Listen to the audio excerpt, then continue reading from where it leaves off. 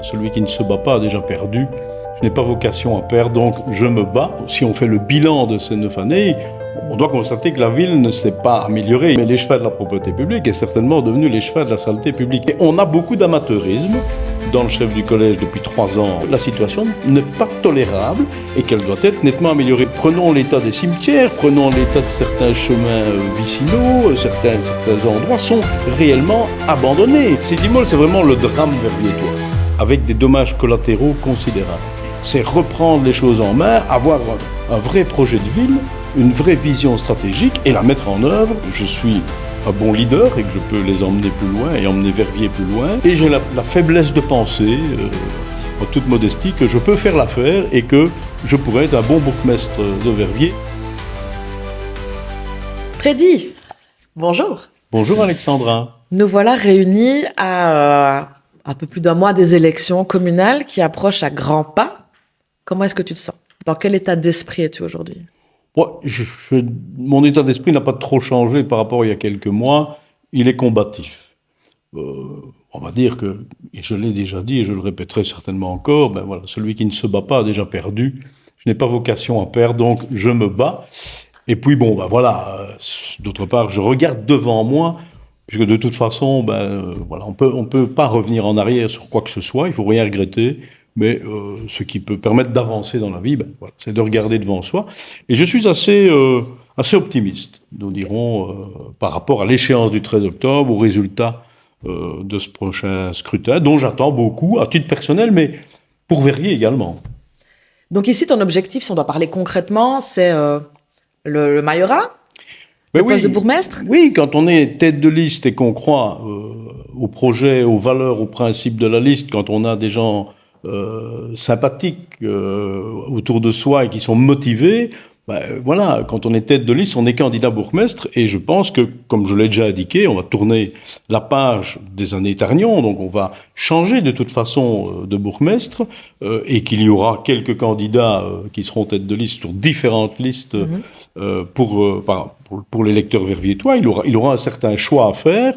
Et j'ai la faiblesse de penser, en toute modestie, que je peux faire l'affaire et que je pourrais être un bon bourgmestre de Verviers pour remettre cette ville sur les bons rails.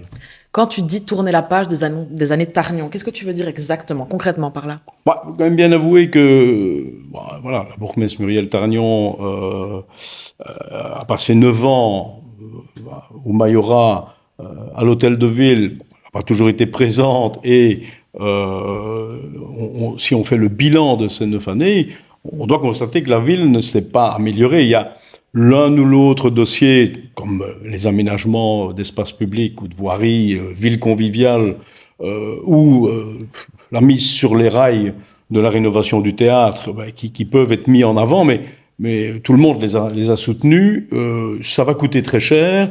Et derrière ces deux dossiers, j'ai l'impression qu'ils camouflent effectivement un petit peu un bilan qui est assez négatif. Alors, ce qui caractérise vraiment ces années, cette gestion, avec une chef de file, avec une présidente du collège, une bourgmestre à l'hôtel de ville, je prends un exemple qui vient encore de faire récemment l'actualité au conseil communal, c'est l'acquisition, puis la revente, ou la cession pour l'euro symbolique, de l'ensemble immobilier qui est composé de l'ancienne innovation, Video Square, toute une série d'enseignes commerciales étaient dans des bâtiments entre les deux places. Ce qu'on appelait le Grand Bazar? Voilà, pas le bazar. Le bazar, c'est encore une autre opération immobilière. Il y en a eu plusieurs. Je pourrais les citer toutes, mais je vais reprendre celle de l'ensemble Place Verte Investment, PVI, avec notamment l'ancienne Inno. Mais on nous a annoncé à l'époque, moi j'étais dans l'opposition, qu'il fallait acquérir absolument ces biens. Et c'est vrai que c'était déjà parce que le promoteur de City-Mall était défaillant, je le rappelle toujours. Mais donc la ville s'est portée acquéreur de ces biens. On allait voir ce qu'on allait voir, on allait réguler des loyers, on allait gérer ça comme des chefs. Et puis finalement, rien de tout ça n'a été fait. Les inondations sont passées par là, ça a encore été plus dramatique. À l'époque, j'ai tenté de valoriser ces biens, j'en ai été empêché. Et le résultat, c'est que 7-8 ans après cette acquisition, pour plus de 4,5 millions, travaux compris, on a très vite perdu, notamment les enseignes commerciales. On a eu des biens qui se sont dégradés pour en arriver, ce qui ne me paraît pas sain correct, tout à fait juste ou honnête, à céder pour l'euro symbolique cet ensemble pour un projet qui reste hypothétique, même si il est inspiré notamment de ma vision urbanistique des choses, donc je ne l'ai pas nécessairement, me suis pas opposé, mais ça caractérise une certaine gestion avec ce que j'appelle les années éternions, c'est qu'on a dépensé beaucoup d'argent, qu'on allait voir ce qu'on allait voir, et pour au final, quelque part, céder pour rien du tout les biens qu'on va continuer à rembourser. Et donc, pour moi, c'est très symbolique d'une détérioration dans la gestion, d'une dégradation, je vais dire, dans la conduite de la ville. Et il est impératif de remettre la ville sur les bons rails. C'est ça aussi, c'est reprendre les choses en main, avoir un vrai projet de ville, une vraie vision stratégique et la mettre en œuvre et rendre confiance notamment aux investisseurs qui ont perdu toute confiance dans la ville et qui n'ont jamais trouvé le bon interlocuteur à l'hôtel de ville. C'est ça. Mais ici, on reproche souvent aux hommes politiques de critiquer les autres politiciens, de leur tirer un petit peu un mauvais bilan, ce que tu viens de faire ici, en l'occurrence, avec les années Tarnion. Ce bilan est négatif, certes, mais je pense que ce que les Verviétois ont envie de savoir, c'est du coup, OK, tu critiques, c'est bien, mais maintenant, toi, si tu es bourgmestre, qu'est-ce que concrètement tu vas pouvoir faire pour les Verviétois, pour Verviers, et qu'est-ce que tu veux mettre en place? Je vais tout d'abord dire que si je me permets de critiquer, parce que j'ai proposé des solutions différentes, plus rapides, plus crédibles, plus intéressantes sur le plan financier, et par les petits jeux politiques de certains, elles ont été écartées. Donc, je ne suis pas resté au balcon, je suis intervenu. C'est peut-être pour ça que je me permets d'être effectivement critique, mais tu as raison. Les Verviétois, et je l'ai dit tout à l'heure, ce qui compte, c'est l'avenir. C'est là qu'on va y passer le reste de notre vie. Donc, que va-t-on faire? Si je redeviens, ou si je devenais, lapsus, bourgmestre de Verviers, je pense qu'il faut, évidemment, ce sont des formulations très générales, mais ramener du sérieux, de la compétence, de l'expérience. Je l'ai indiqué, rendre confiance aux investisseurs et, quelque part, remettre de l'ordre dans l'administration, notamment au niveau de son management, de sa direction, pour qu'elle marche sur deux jambes. Pour l'instant, je veux dire, elle marche sur une jambe ou elle marche avec une béquille, cette administration. Et la faiblesse de l'administration est en rapport avec la faiblesse du personnel politique. Donc, tout ça peut paraître prétentieux, mais c'est ce qui manque à Verviers pour, finalement, être respecté. Cette notion de respect, elle est fondamentale. On ne respecte pas l'investisseur, on ne respecte pas le citoyen qui paye des impôts mais qui ne voit pas nécessairement, lui, dans sa vie de tous les jours, la traduction dans les services qu'il reçoit de l'impôt qu'il a payé. Donc ces choses, la situation de Verviers, c'est pas une fatalité. On s'habitue évidemment parfois à une forme de médiocrité, à un service à moitié rendu, parce qu'on se dit, on n'a quand même pas la possibilité, et puis chacun fait ce qu'il peut. Et moi, j'ai été quelque part éduqué et formé, et j'ai eu quand même aussi une vie professionnelle, et j'avais un de mes patrons dans un groupe de banque assurance qui me disait Breuer, les efforts c'est bien, mais les résultats c'est mieux. Et je crois qu'il y a vraiment cette orientation résultat qu'il faut insuffler, qu'il faut inculquer, et donc il y a une forme de, appelons ça un mind shift, il faut retourner un petit peu, je dirais, la façon de voir les choses d'une série d'intervenants au niveau de la ville, qu'ils soient politiques ou dans l'administration, pour arriver à de meilleurs résultats, à un meilleur service. Ici, dans ce que tu dis, là, ce que je traduis, ce que je comprends, c'est que on veut miser sur un nouvel état d'esprit, une nouvelle énergie pour la ville. OK. Mais si on va toucher vraiment dans des choses concrètes, quelles seraient tes priorités si jamais tu as le majorat dans les premières semaines? Sur quoi tu travaillerais comme projet en priorité? Alors, je vais permettre de dire, et c'est une expression bien connue, je vais me donner 100 jours. Oui. Je deviens bourgmestre, je m'installe à l'hôtel de ville, je me donne 100 jours pour faire l'inventaire. Parce que quand on est comme moi, un bon observateur, voire un acteur, j'interviens au conseil communal, mais on n'est pas informé de tout et on n'imagine pas parfois dans quel état d'abandon se trouvent certains dossiers et on ne voit pas toujours finalement qu'on passe à côté d'une série de priorités. Donc il faut faire cet inventaire. Je l'ai dit, il faut travailler avec l'administration pour la faire adhérer aux objectifs du politique et faire en sorte qu'elle lui amène les solutions pour atteindre ces objectifs. Et donc ces objectifs, ils doivent être traduits dans un plan d'action.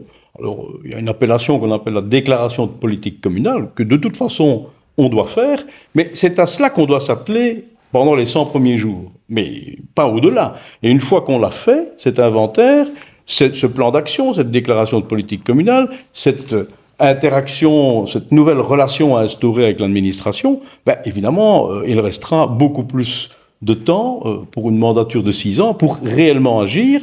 La notion de résultat est essentielle et la mesure des efforts, la mesure des résultats après les efforts pour voir si on est dans la bonne direction est quelque chose qui est indispensable. Je pense que ça doit parler aux citoyens qui se rendent compte tous les jours que oui, on fait, je dis, certaines réalisations. Prenons pour le moment l'exemple des plantations. Alors il y a des choses qui se font avec des ouvriers qui ont beaucoup de mérite de le faire avec les moyens qu'ils ont parfois. Ils sont limités évidemment pour le faire. Mais donc il faudrait une préoccupation plus grande dans le chef de la direction et dans le personnel politique pour, oui, augmenter les moyens, mais pour réellement amener des réponses partout. Prenons l'état des cimetières, prenons l'état de certains chemins vicinaux, certains endroits sont réellement abandonnés.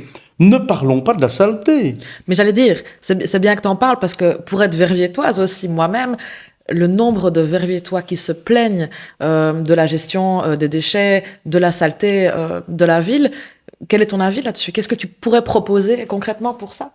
Mais de toute façon, voilà, on parle plutôt de propreté publique dans le jargon politique, mais je veux dire qu'ils n'aiment probablement pas d'entendre ça, mais l'écheval de la propreté publique est certainement devenu l'écheval de la saleté publique. Parce que, comme il n'assume pas sa responsabilité première dans cette situation, même si les causes sont multiples et elles ne sont pas le fait d'un seul homme, même s'il est politique, mais il y a une responsabilité qui n'est pas assumée pour moi. Et le système mis en place, notamment de collecte des déchets, doit être mis à plat et doit être repensé. Même s'il y a un travail à faire au niveau de l'éducation, il y a un travail à faire au niveau de la répression, il y a un travail à faire au niveau de la prévention, bien entendu. Donc, de nouveau, c'est une préoccupation des gens. Et si je peux revenir à deux préoccupations basiques du citoyen, c'est la sécurité et la propreté partout, à tout moment. Et c'est très simpliste, mais on n'en est pas là à Verviers, on ne garantit pas ça, on n'assure pas cela. Et il faut qu'on se regarde dans le miroir, et certains plus souvent que d'autres, puisqu'ils ont cette responsabilité, pour admettre que la situation n'est pas tolérable et qu'elle doit être nettement améliorée. Mais je crois que c'est par une mise à plat du dispositif qu'on peut y arriver, et on peut innover. Par exemple, pas plus tard que la semaine dernière, on m'expliquait que, parce que bien souvent on voit des bulles à verre, et autour de ces bulles à verre, on a toute une série de déchets qui s'amoncellent. Donc c'est peut-être tenter le diable en permettant à des gens de venir mettre là où ils pensent que de toute façon un camion poubelle passera, leurs déchets, et d'échapper au système. Mais on pourrait organiser la collecte des verres en porte-à-porte. Et ça, c'est une solution très pratique que je pense qu'on doit absolument, je la proposerai, mais je pense qu'on doit l'analyser quant à sa faisabilité. Moi, j'y crois, puisque ça se fait ailleurs, dans d'autres communes, en Belgique comme ailleurs. Et donc, on pourrait être à la fois, on doit être réaliste, mais on doit être créatif par rapport à cette problématique, notamment de la saleté des déchets qui encombrent trop souvent notre environnement. Ici, tu viens de nous parler donc de grandes priorités pour les Verviétois, la sécurité, la propreté. Mais je sais aussi que beaucoup de Verviétois s'interrogent sur d'autres champs, d'autres dossiers. Par exemple, le projet City Mall. Beaucoup de Verviétois s'interrogent là-dessus. On en est où? Mais City Mall, c'est vraiment le drame verviétois, avec des dommages collatéraux considérables. Parce qu'on a tout attendu de ce projet, et ce projet a tué la ville. Et moi, je suis dans la critique, et bien évidemment, puisque j'ai montré la voie à suivre pour, quelque part, tourner plus rapidement la page, considérer que le projet ne se ferait jamais, mais reprendre la main, notamment sur le foncier, et que le politique décide ce qu'on devait faire dans ce périmètre de revitalisation urbaine de Spintet, où il devait y avoir un centre commercial, une 50aine de logements, quelques centaines de places de parking, et une création d'emplois. Tout ça, j'y ai cru. Jusqu'au moment où déjà, en 2015 puis en 2017, j'avais des doutes, mais où, jusqu'en 2020, j'ai fait quelque part, contre mauvaise fortune, bon cœur, j'ai fait en sorte que le projet puisse encore se réaliser. Mais depuis mars 2020, le Covid les discussions que j'ai eues avec le promoteur, il est clair que rien ne se ferait.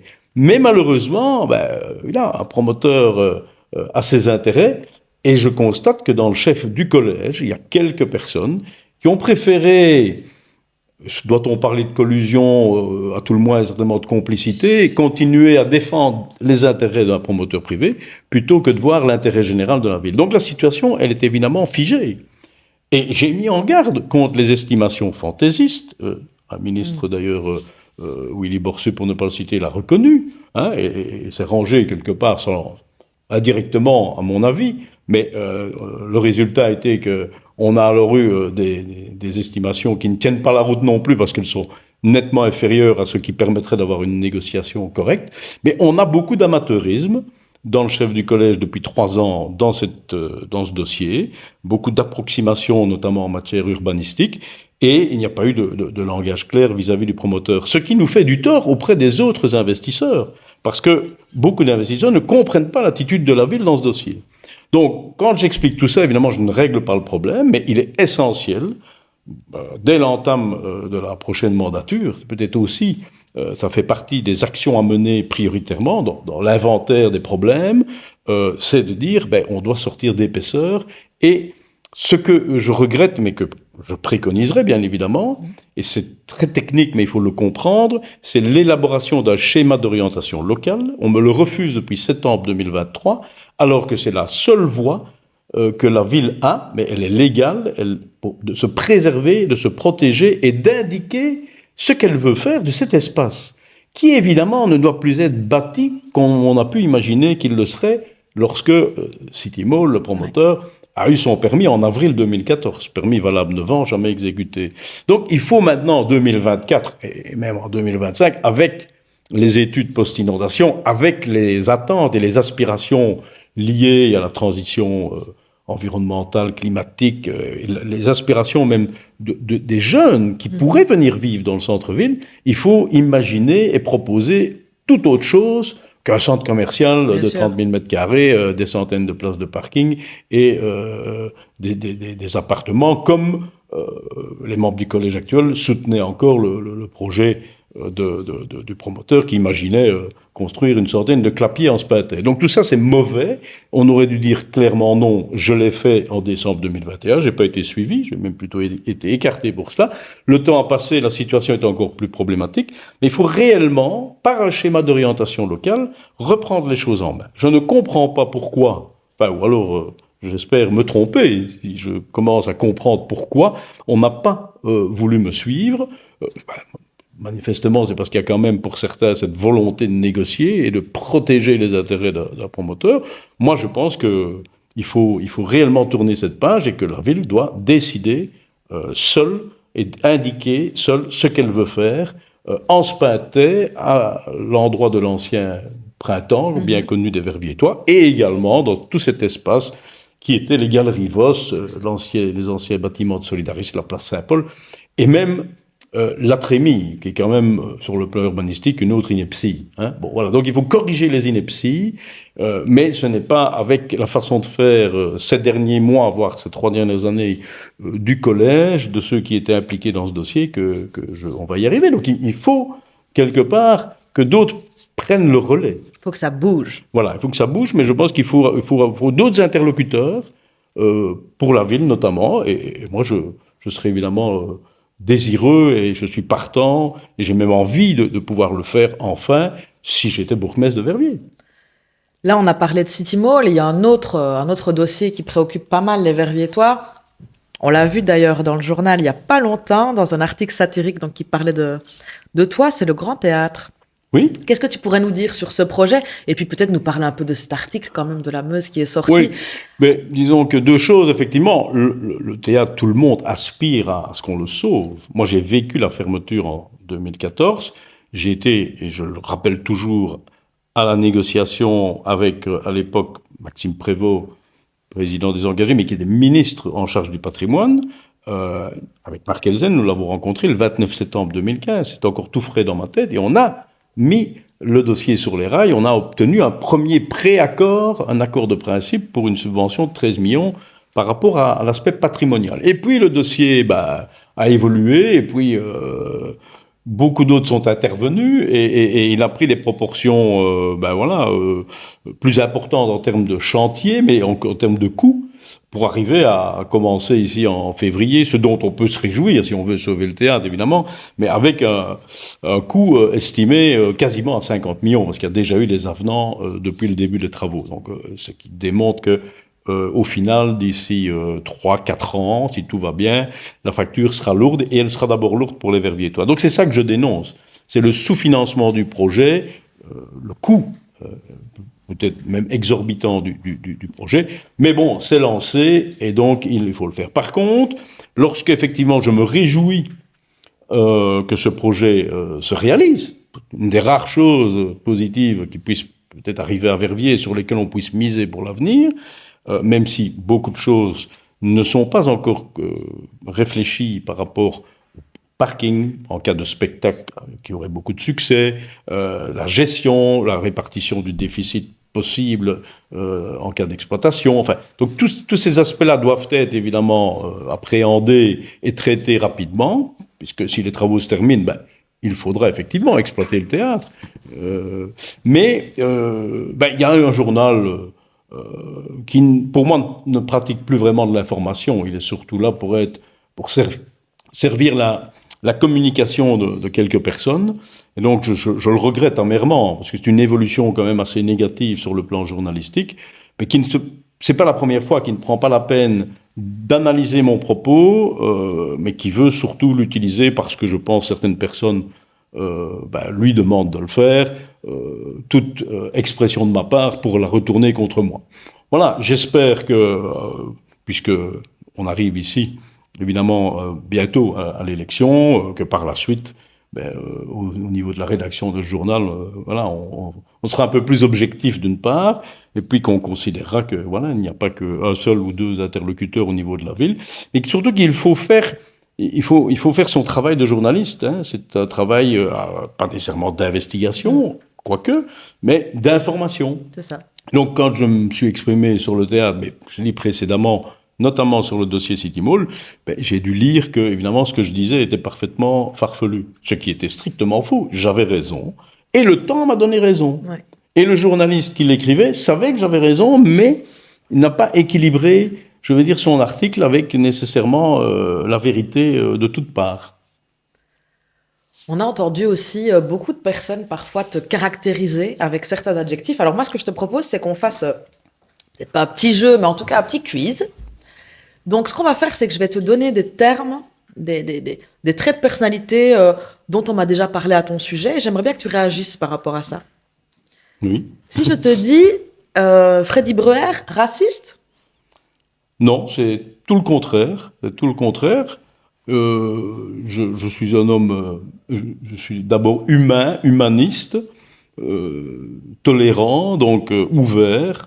Je ne sais pas comment le dire autrement, mais effectivement, c'est une étiquette qu'on a probablement pu me coller parce que lorsque je me suis exprimé il y a quelques années et que je continue à m'exprimer sur l'intégration, j'ai dit je suis humain, mais je sais être ferme et clair, et donc notamment par rapport au français langue étrangère, l'apprentissage du français, moi, je considère que c'est quelque chose dans lequel il faut mettre plus de moyens, mais dont on doit attendre plus de résultats, et on peut être exigeant d'une certaine manière. Et puis, par rapport à la neutralité, je vais dire, de l'État, de l'appareil public, je suis plutôt, je vais dire, assez strict sur ce sujet-là, mais voilà, ce n'est pas du tout chez moi le rejet de qui que ce soit, d'où qu'il vienne, et il suffit d'une part, oui, de regarder mes amis ou de regarder les personnes qui vont notamment se présenter avec moi sur la liste LRV pour considérer que, et pour bien comprendre que si c'était le cas, ces personnes ne seraient pas derrière moi ou avec moi. Freddy Breuer, affairiste. Alors, de nouveau, ce n'est pas moi, je ne suis pas affairiste, d'ailleurs je mets au défi qui que ce soit de le démontrer, mais j'admets que, étant à l'écoute et ayant envie de donner confiance aux investisseurs, certains peuvent peut-être l'interpréter comme cela.